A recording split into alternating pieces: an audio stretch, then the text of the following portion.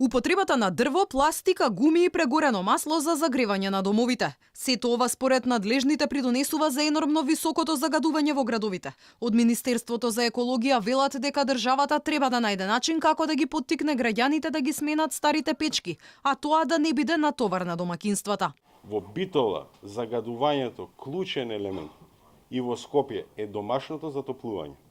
За жал, многу граѓани не од свој тоа што сакаат, туку заради социјалниот статус, користат извори на загадување кои што не се еколошки.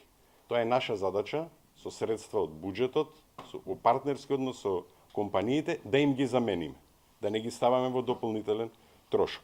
Проблем според екологистите се и големите индустријски капацитети. Надлежните признаваат дека се уште има компании кои емитуваат штетни честички во воздухот, пред се РЕК Битола и Југохром. Тие до година ќе мора да ги подобрат условите за работа. Жителите на Скопје прстот го вперија кон цементарница Усија. Преку социјалните мрежи алармираа на белиот чад кој излегува од оџакот. Компанијата денеска организираше отворен ден за екологистите. Дојдоа само медиумите.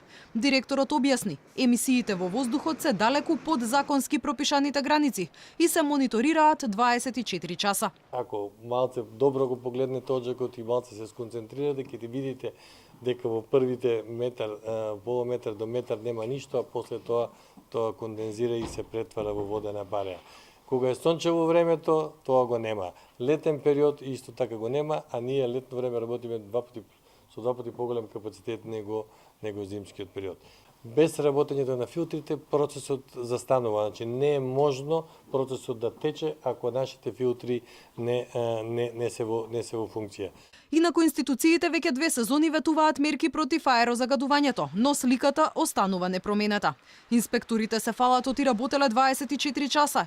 Јавноста пак се уште не чу за поединци кои биле казнети, зашто користеле нееколошки извори на затоплување. За сега единствено решение на државата е воведувањето на тробојни налепници за возилата. Старите мотори ќе биле исклучени од сообраќај во деновите на висока загаденост. Ова според јавноста нема да го реши проблемот, но ќе го покаже длабокиот јас помеѓу богатите и сиромашните во земјава.